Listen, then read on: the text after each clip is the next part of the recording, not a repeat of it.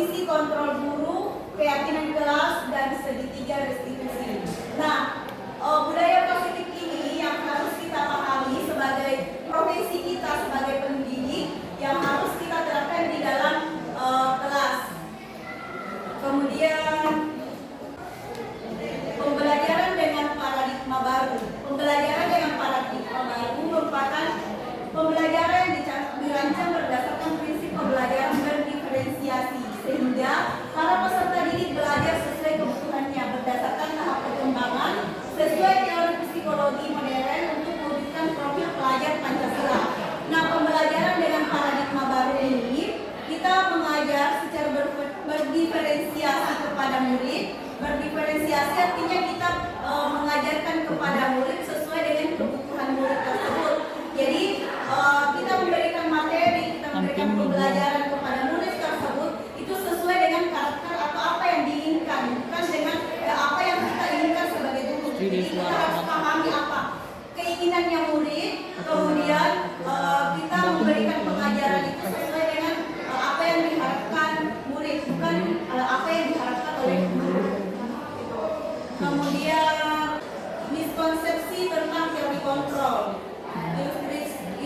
ilusi guru mengontrol murid, kemudian ilusi bahwa kritik dan membuat rasa bersalah mampu menguatkan karakter, kemudian ilusi bahwa semua penguatan positif efektif dan bermanfaat, kemudian ilusi bahwa orang dewasa berhak memaksa.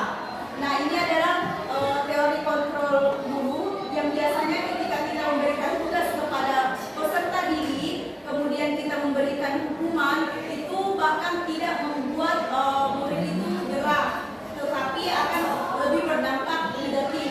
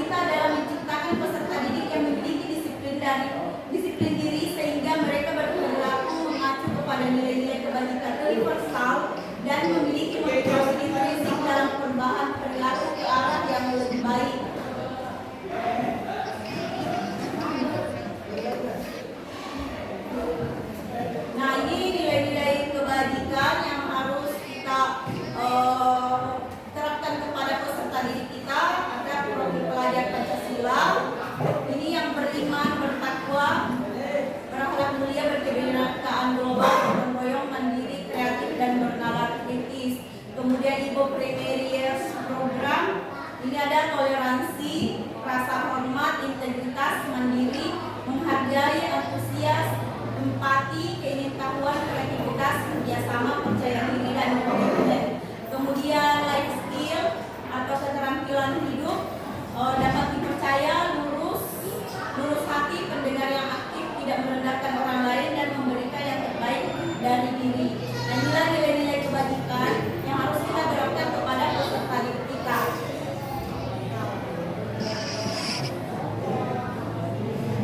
Kemudian kebutuhan dasar manusia.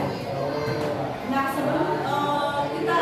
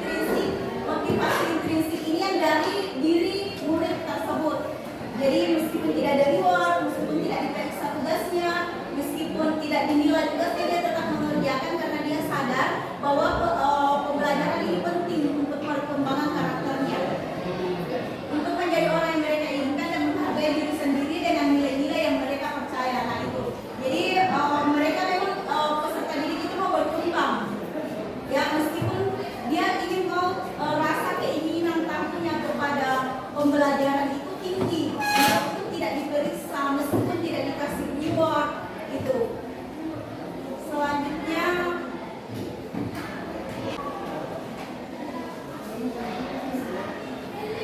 nah ini ada hukuman, konsekuensi, dan restitusi. Nah ini adalah tindakan-tindakan yang kadang kita lakukan di dalam kelas ketika peserta didik kita membuat kesalahan. Yang pertama hukuman, tidak terencana atau tiba-tiba, murid tidak tahu apa yang akan terjadi atau tidak direncanakan. Contohnya hukuman, ketika ada peserta didik kita terlambat masuk jam pelajaran kita, tiba-tiba kita menyuruh peserta didik itu silakan berdiri di dalam papan tulis. Itu masuk di hukuman karena tidak terencana sebelumnya, tidak ada kesepakatan sebelumnya bahwa ketika lambat masuk kelas dihukum. Itu terjadi secara tiba-tiba, atau tidak usah masuk dalam pembelajaran saya, silakan di luar saja karena terlambat masuk dalam kelas. Itu masuk di tindakan hukum.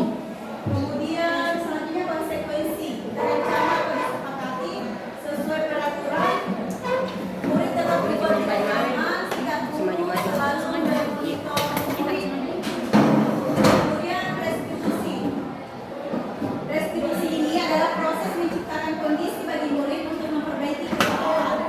Proses kolaboratif yang mengajarkan murid untuk mencari solusi sendiri. Jadi ketika ketiga poin ini yang harus kita lakukan ketika murid berbuat salah di dalam, baik di dalam kelas maupun di luar kelas, itu kita menggunakan restitusi. Ya, tidak menggunakan hukuman, tidak menggunakan konsekuensi, tetapi restitusi. Kita menciptakan kondisi baik kepada murid, misalnya ketika murid terlambat masuk pembelajaran, kita bisa memanggilnya ke dalam ruangan, kemudian bertanya, kenapa tidak terlambat masuk ke dalam kelas? Apa masalahnya? Kenapa engkau tidak kerja tugas? Kenapa tidak kerja tugas? Kira-kira cocok tidak dalam pembelajaran kita ini ketika lambat masuk kelas? Bagus dirasa atau tidak? Jadi kita menasihati murid itu, kemudian mencari solusi, dan kan murid tersebut yang cari solusi supaya bagaimana tidak terlambat atau supaya murid tersebut mau kerja tugas. Nanti dia sendiri cari solusinya. Kita sisa mengarahkan atau mengkoordinir kita. Itulah restitusi. Jadi tidak ada hukuman, tidak ada konsekuensi, yang ada kita restitusi.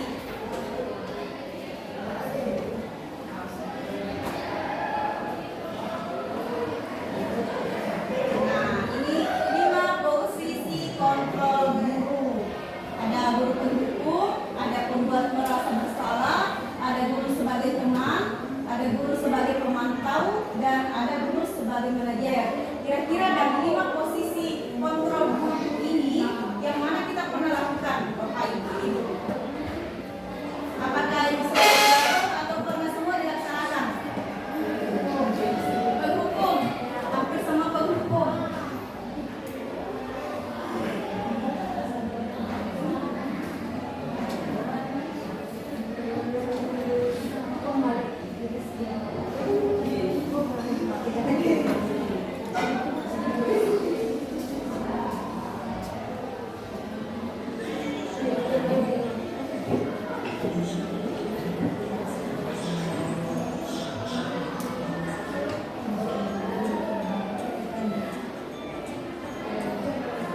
Nah, ini adalah 5 posisi kontrol. Kita perhatikan yang mana yang pernah kita laksanakan, pernah kita lakukan dalam kelas.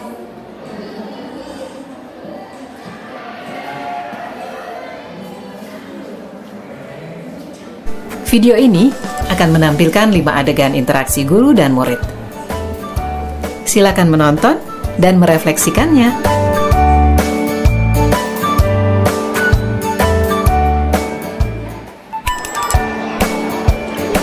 Pagi anak-anak, silahkan PR yang kemarin ibu berikan diletakkan di meja.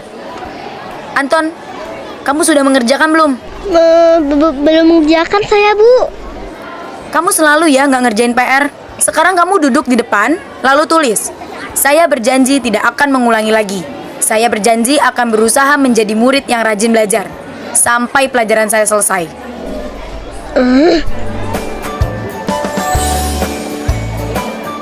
Pagi anak-anak. Hari ini ada tugas ya?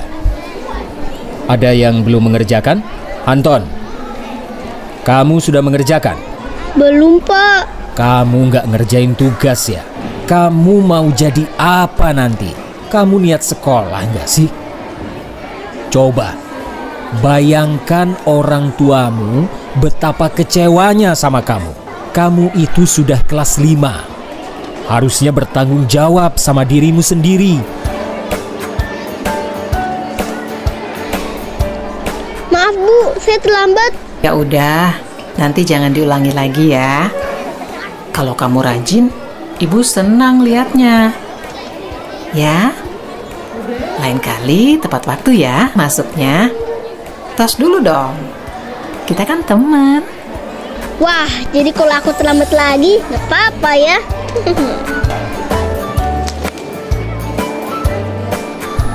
Kamu kok nggak pakai baju olahraga? Bapak catat, kamu sudah 3 kali loh nggak ikut olahraga bulan ini. Iya, Pak. Sudah 3 kali berarti saya dapat sanksi, Pak.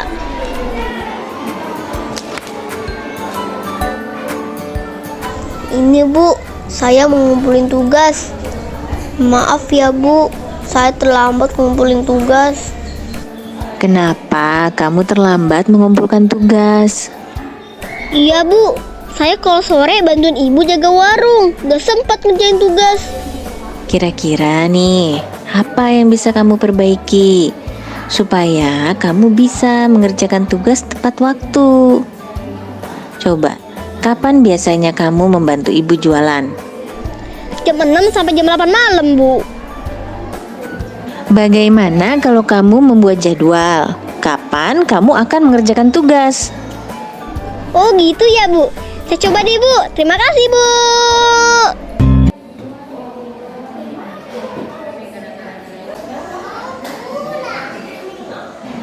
Nah, ini salah satu contoh penerapan posisi kontrol tubuh.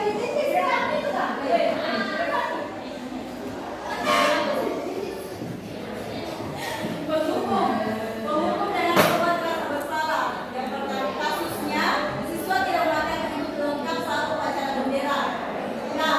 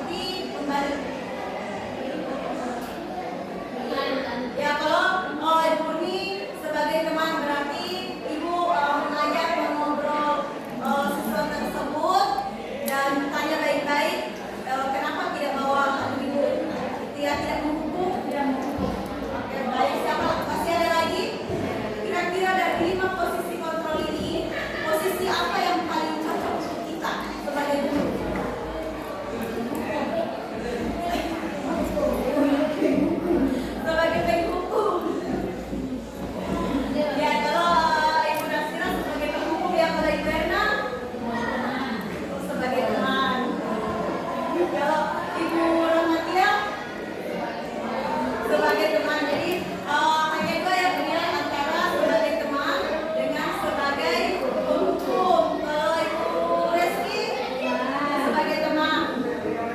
Tidak baik kita jadi kelima posisi kontrol itu sebaiknya kita berperan sebagai manajer, ya.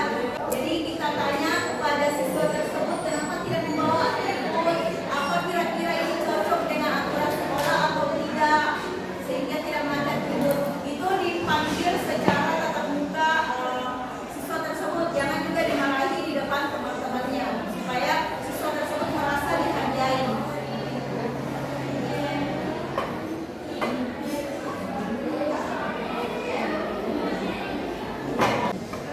Kita masuk ke keyakinan kelas, ya. Jadi mengapa keyakinan kelas bukan peraturan kelas yang biasanya di dalam ruangan kelas kita membuat aturan kelas kita, ya. Tapi kita ganti menjadi keyakinan. Tapi keyakinan kelas itu berlandaskan dari aturan juga. Cuma bedanya kalau aturan itu kita seolah-olah memaksa siswa tersebut untuk mengikuti aturan yang kita buat. Tapi ketika keyakinan itu meskipun kita tidak mengarahkan siswa tersebut, itu tetap siswa melakukannya. Salah satunya, jadi kita membuat kesepakatan dulu dengan siswa apa yang harus kita sepakati dan kita yakini dalam kelas kita. Contohnya berdoa sebelum belajar. Jadi meskipun tidak ada aturan tertulis di depan atribut kelas kita, siswa tersebut meyakini bahwa berdoa itu adalah baik. Berdoa sebelum belajar itu adalah budaya yang harus diterapkan, maka dengan sendirinya meskipun tanpa hukuman, tanpa harus dihukum baru berdoa, siswa tersebut tetap berdoa sebelum belajar. Itu namanya keyakinan kelas. Sama ketika orang berkendara motor memakai helm, ya, antara aturan dengan keyakinan. Ketika cuma mengikuti aturan, berarti pengendara motor itu memakai helm ketika ada polisi, karena dia cuma takut dengan aturan.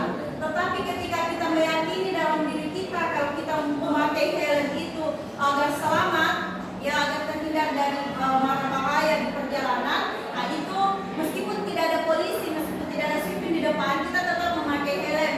Itu adalah keyakinan. Itulah bedanya antara kita mematuhi aturan dengan keyakinan.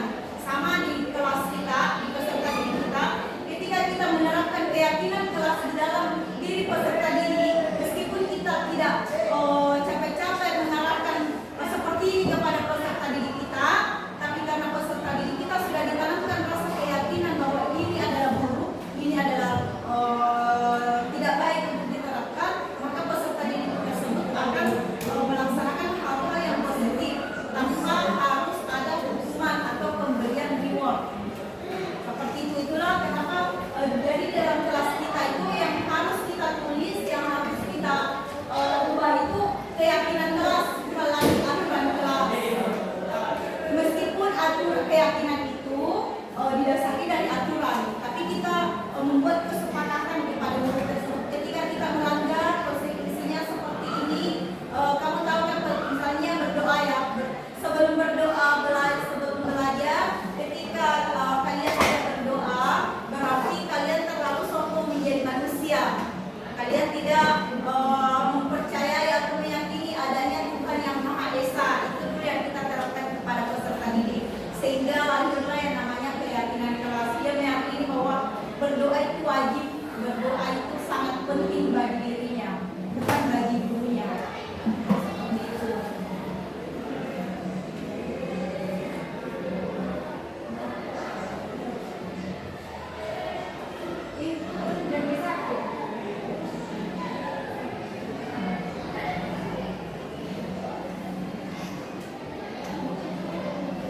Pembentukan keyakinan kelas bersifat abstrak, pernyataan universal dibuat dalam pernyataan positif, sedikit saja agar mudah diingat, sesuai dengan kondisi kelas dan sekolah sehingga mudah diterapkan. Semua warga sekolah atau warga kelas dilibatkan saat membuat keyakinan. Jadi ini keyakinan kelas, kesepakatan kita antara siswa dengan wali kelasnya. Dilibatkan semua peserta didik dalam satu ruangan itu.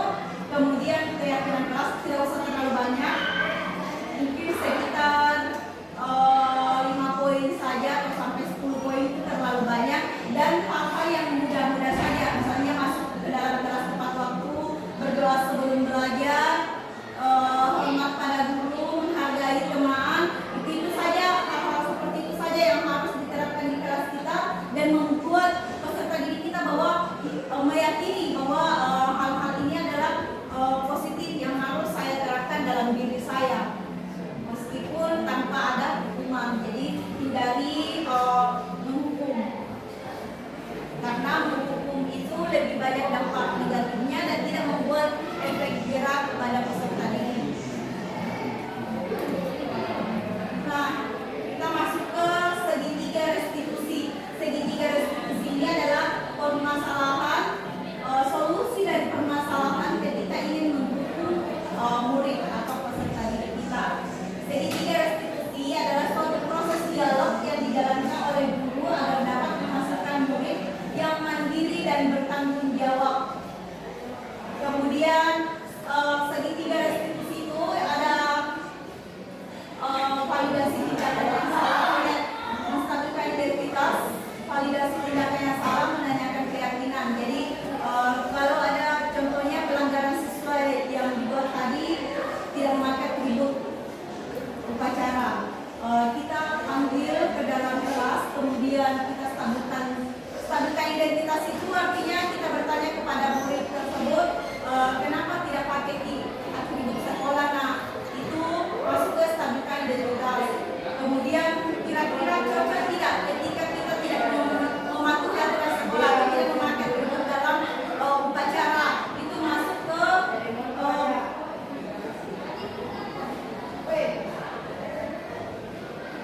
validasi tindakan yang salah. Kemudian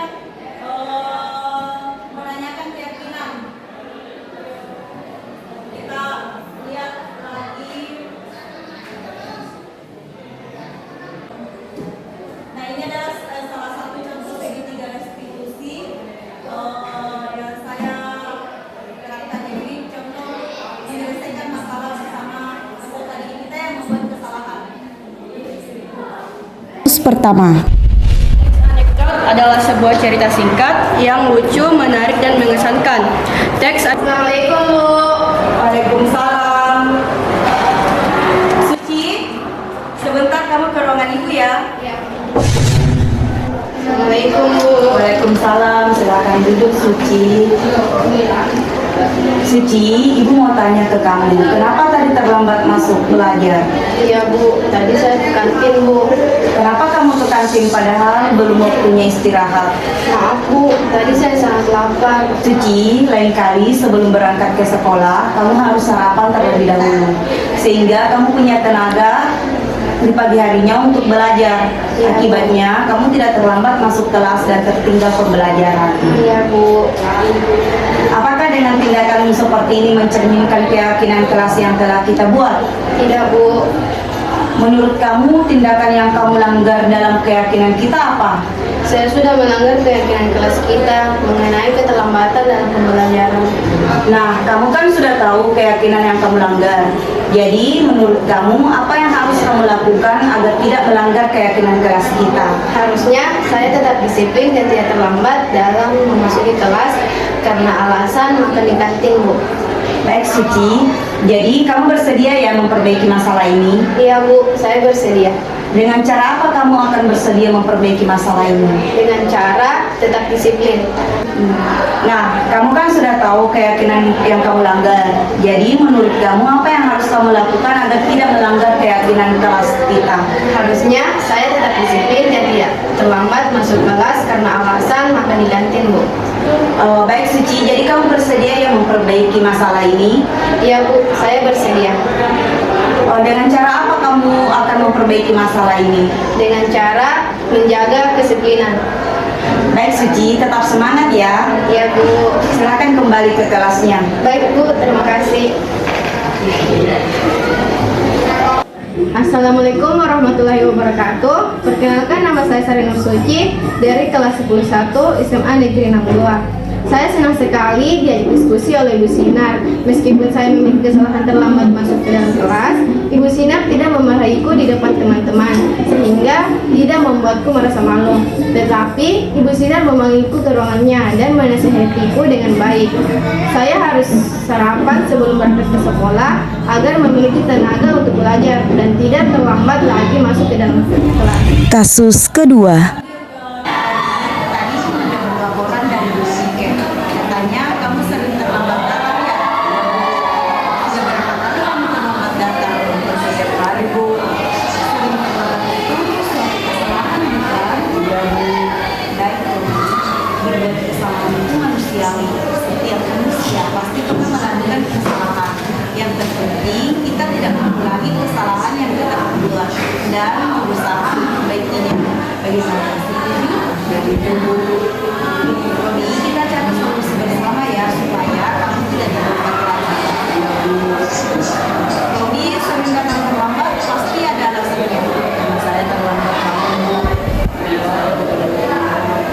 Kamu tahu keyakinan kelas yang sudah kita sepakati? Tahu Bu.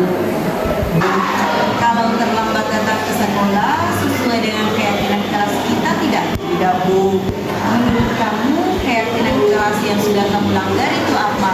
Saya kurang disiplin Bu. Menurut kamu disiplin itu penting tidak? Penting Bu, karena dengan disiplin kita dapat untuk bisa menghargai waktu. Betul sekali. Menghargai waktu itu penting dan sangat bermanfaat untuk kita.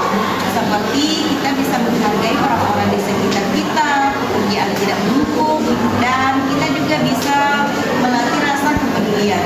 Iya Bu, saya menyesal sudah terlambat Bu. Saya mau maaf, saya akan memperbaiki kesalahan saya Bu. Iya Robi, sikap baik sudah kamu tunjukkan dengan cara mengakui kesalahan kamu dan meminta maaf. Menurut kamu, apa yang kamu lakukan agar tidak datang terlambat lagi? Saya akan lebih cepat tidur Bu, dan tidak begadang lagi. Baik Robi, kamu sudah menemukan solusinya dan ibu juga akan bekerja sama dengan orang tua kamu agar kamu tidak terlambat datang ke sekolah. Sekarang kamu kembali ke kelas. Terima kasih Bu. Assalamualaikum warahmatullahi wabarakatuh. Perkenalkan, nama saya Rebel Fansa dari kelas 11. Terima kasih Ibu Sinar, saya senang sekali diajak diskusi dengan Ibu Sinar untuk menemukan solusi agar saya tidak datang terlambat lagi ke sekolah. Saya tidak akan begadang lagi agar tidak datang terlambat ke sekolah.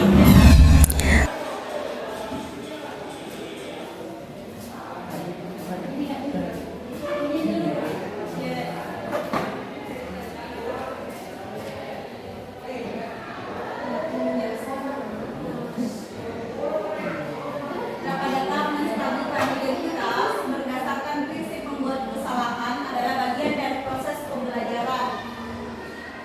Seperti tadi contohnya menstabilkan identitas itu kita bertanya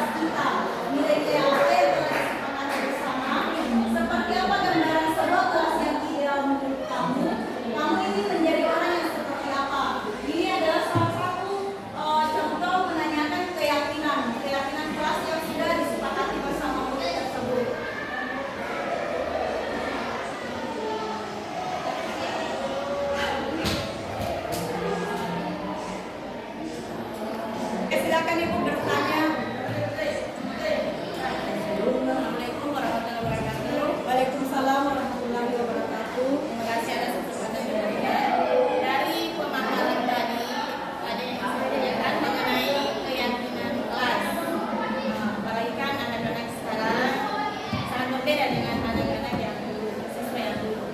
Nah, saya tanyakan bagaimanakah caranya menerapkan keyakinan kelas dalam proses pembelajaran, dalam mengawali proses pembelajaran agar peserta ini bisa karakternya lebih baik lagi.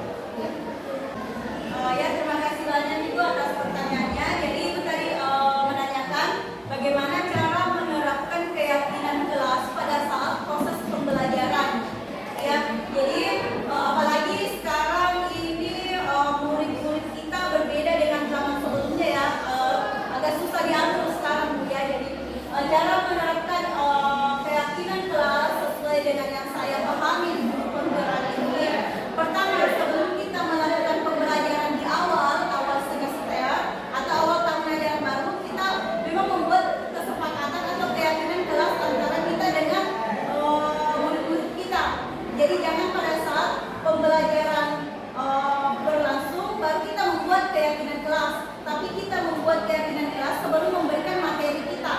Jadi sebelumnya kan awal itu biasa perkenalan dulu, masuk di dalam kelas perkenalan, kemudian kita biasanya dulu saya katakan kontrak pembelajaran, tapi kita rubah lagi menjadi keyakinan kelas.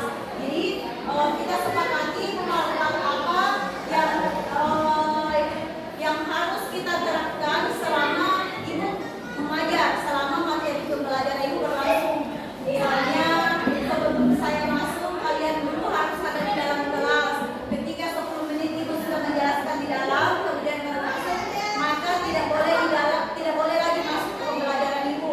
Kalau muridnya sepakat, jangan juga ibu egois. Misalnya ibu memberikan aturan ini tanpa bertanya kepada murid apakah disetujui muridnya atau tidak. Kita harus tanya dulu, apakah sanggup jadi ini aturan atau tidak. Itu yang pertama ya, sebelum kita memulai materi kita bertanya dulu sesuai sepakat atau tidak. Kalau ada yang tidak sepakat, berikan alasannya. Misalnya ada sesuatu, ibu itu 10 menit itu terlalu cepat Bu. Biasanya kita kan apalagi jamnya itu setelah istirahat. Biasanya waktu istirahat itu 5 menit sedikit sekali. Bisa kamu 15 menit. Jadi ada nego antara guru dan siswa. Jadi yang mana kita sepakati. Tuh, seperti itu mungkin Ibu kita membuat keyakinan kelas awal pertama kali pertemuan. Ya, pertemuan pertama. Jadi selanjutnya kan anak-anak sudah paham, oh kalau ibu ini mengajar ada aturannya, ada aturan yang sudah kami sepakati bahwa kita tidak boleh terlambat masuk ke dalam pembelajarannya, karena kalau kita terlambat maka tidak bisa lagi dalam pembelajaran tersebut. Seperti itu mungkin Bu, terima kasih banyak. Baiklah Ibu-Ibu, sampai lagi dari pengunjung waktu. Ibu terima kasih atas pertanyaannya, terima kasih atas kesempatannya mau mengikuti presentasi saya pada hari ini. Lebih dan kurangnya mohon dimaafkan. Sekian, wassalamualaikum warahmatullahi wabarakatuh.